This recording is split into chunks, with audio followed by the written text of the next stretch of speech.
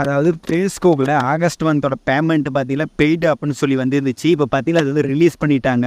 So இப்போ பார்த்தீங்கன்னா எல்லாத்துக்குமே அக்கௌண்ட் வந்து கிரெடிட் ஆயிடுச்சு. ஆனால் பார்த்தீங்கன்னா மெசேஜ் மட்டும் வரல. ஸோ நீங்கள் என்ன பண்ணணும் அப்படின்னா உங்கள் பேங்க் அக்கௌண்ட்டில் ஹிஸ்ட்ரி போய் செக் பண்ணி பாருங்கள். நமக்கு பார்த்தீங்கன்னா நைட்டே வந்து கிரெடிட் ஆயிடுச்சு. என்னால் வீடியோ வந்து சரியாக போட முடியல. இப்போ எல்லாத்துக்குமே பார்த்தீங்கன்னா ஃபேஸ்புக் வந்து அக்கௌண்ட்டுக்கு வந்து ட்ரான்ஸ்ஃபர் பண்ணிட்டாங்க. இதுக்கு முன்னாடி பார்த்தீங்கன்னா ஆகஸ்ட் 22 பார்த்தீங்கன்னா பெய்டு அப்படின்னு சொல்லின்னு வந்துருந்துச்சு. ஆனால் பார்த்தீங்கன்னா நம்ம அக்கௌண்ட் வந்து கிரெடிட் ஆகலை. ஸோ நாமளும் பார்த்தீங்கன்னா பேங்க்கெல்லாம் போய் கேட்டோம். நமக்கு அதுக்கு சம்மந்தம் இல்லைவா, நீங்கள் போய் மெயின் பிரான்ச்சில் தான் கேட்கணும் அப்படின்னு சொன்னாங்க. ஸோ அதுக்கப்புறமேட்டு பார்த்தீங்கன்னா நம்ம பெய்டு ஆனதுக்கு 7 டேஸ்க்குள்ளே நம்ம அக்கௌண்ட்டுக்கு வந்து கிரெடிட் ஆகிரும் அப்படின்னு சொன்னாங்க. ஆனால் அதுக்கு அப்புறமும் பார்த்தீங்கன்னா கிரெடிட்டே ஆகலை. இதில் சம் ப்ராப்ளம் இருக்குமா அப்படின்னு பார்த்தீங்கன்னா நானும் நிறைய பேர் விசாரித்தேன். அதெல்லாம் எந்த ப்ராப்ளமும் இல்லை ப்ரோ, இது வந்து கிரெடிட் ஆகிரும் அப்படின்னு சொன்னாங்க. ஸோ அதேமாரியே பார்த்தீங்கன்னா எஸ்டர்டேவே நம்ம பார்த்தீங்கன்னா கிரெடிட் ஆகிருச்சு. நமக்கு பார்த்தீங்கன்னா இன்றைக்கி தான் செகண்ட் அக்கௌண்ட்டுக்கு பார்த்தீங்கன்னா கிரெடிட் ஆகிருக்கு.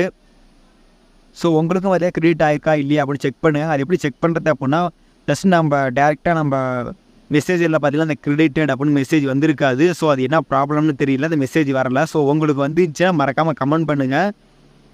ஸோ அது மட்டும் இல்லாமல் இப்போ எப்படி ப்ரோ எனக்குலாம் வரவேல செக் பண்ணுறது அப்படின்னா ஜஸ்ட் நீங்கள் வந்து உங்கள் ட்ரான்சாக்ஷன் ஹிஸ்ட்ரி எடுங்க.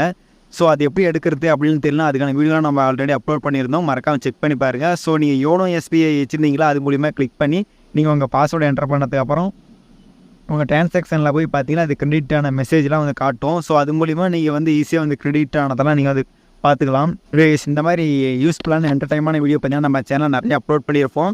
மறக்காமல் செக் பண்ணி பாருங்கள். Okay guys, thank you. அடுத்த வேலை சந்திப்போம். பாய்.